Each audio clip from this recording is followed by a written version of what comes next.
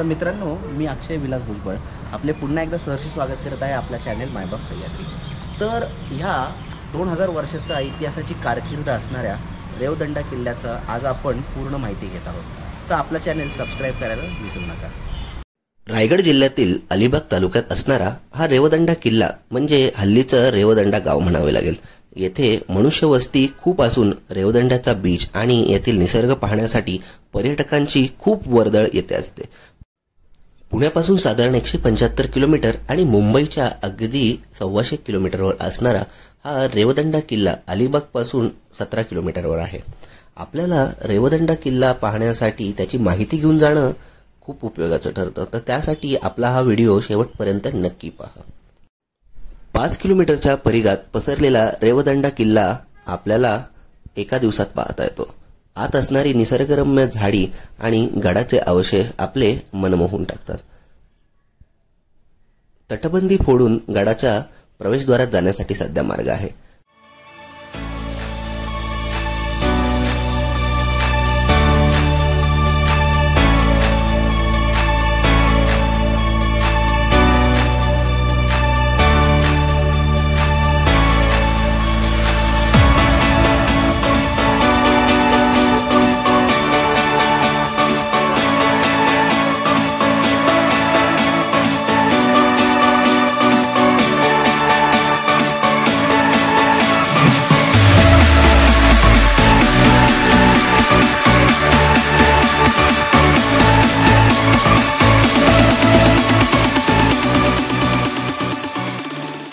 पोर्तुगीज राजचिन्ह असणारा गडाचा हा प्राचीन द्वार म्हणजे इतिहासाची एक साक्ष देत उभा असणारा दरवाजा म्हणायला हरकत नाही। तर आपण पाहू शकतो त्या काळी युद्धात हा जो तोफगोळा आला होता आणि ह्याच्यासारखे आणखीन अजून 2 तोफगोळे त्या आजतागायत आपल्याला इथे पाहायला मिळतात।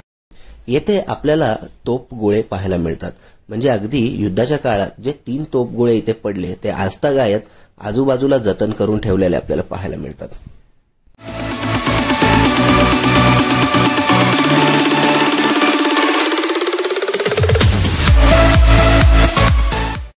प्रमुख दरवाजा व्यतिरिक्त गडाचे उर्वरित अवशेष आपल्याला किनाऱ्यालगत पाहायला मिळतात। येथे असणारी एकसलग तटबंदी, 7 खाणी मनोरा आणि बुरुज याचे बांधकाम पाहण्यासाठी आपण तिथे जायचे। येथे आपल्याला पे अँड पार्कला गाडी लावून आत प्रवेश घेता येतो।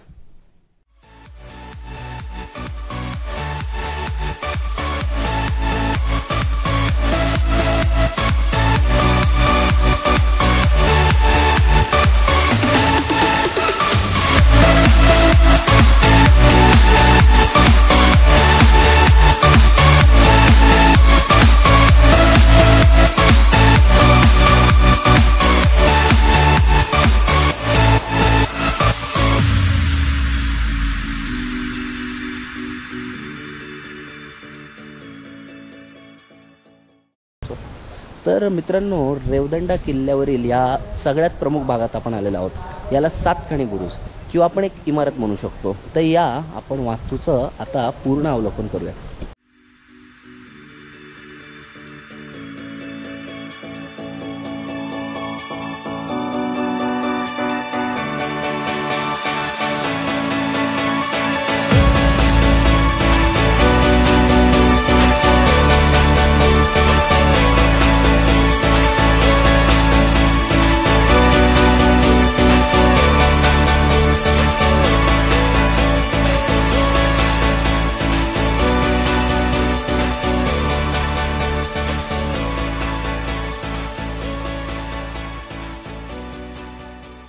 पोर्तुगीज काळातील हे बांधकाम आपण पाहू शकतो। विचार करू शकतो की त्या काळात हे 7 मजली बांधकाम करताना किती त्यांना त्या काळातल्या टेक्निकल आपण म्हणूयात किंवा आपण त्या काळातील त्यांचं अभियांत्रिक काम किती प्रगत होतं हे आपल्याला कळू शकतं।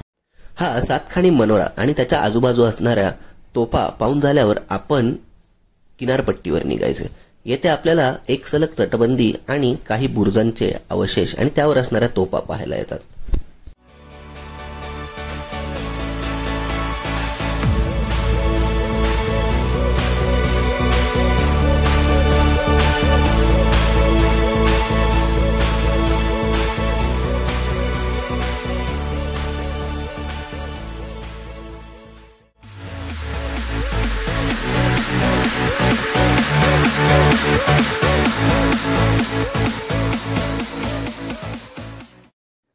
निळाशार समुद्र, थंड हवा आणि समोर असणारा कोर्लईच्या किल्ल्याचा डोंगर हे पाहताना आपण येथे हरकून जातो.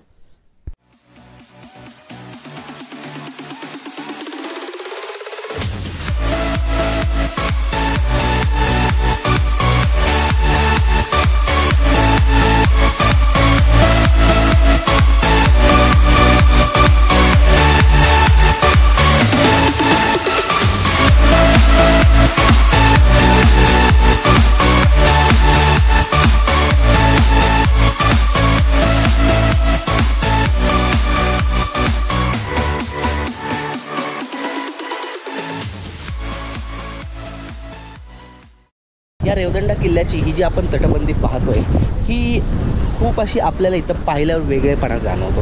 अखंड कित्येक वर्ष या समुद्राच्या पाण्याचा मारा खात उभे असणारी तटबंदी आपले जीर्ण अस्तित्व दाखवत उभी आहे.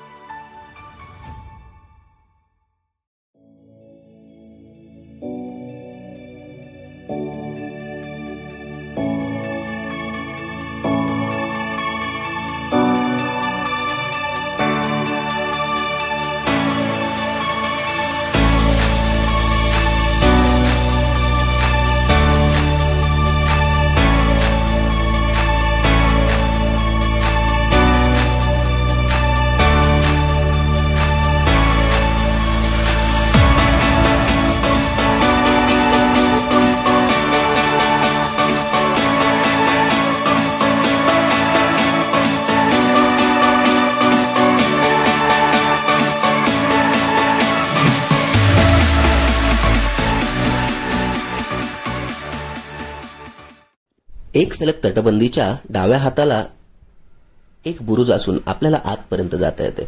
पावसाळ्यात इथपर्यंत समुद्राचे पाणी येते.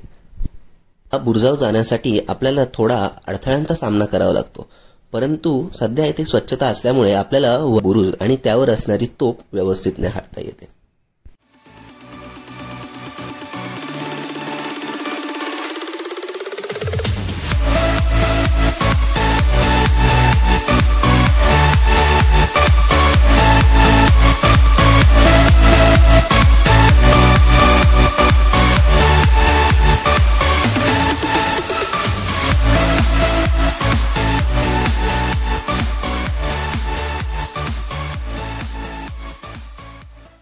तर मित्रांनो, या रेवदंडा किल्ल्याचा हा तटबंदीचा आणि या बुरुजाचा भाग आपल्याला पाहताना याचं प्राचीनत्व अनुभवता येतं.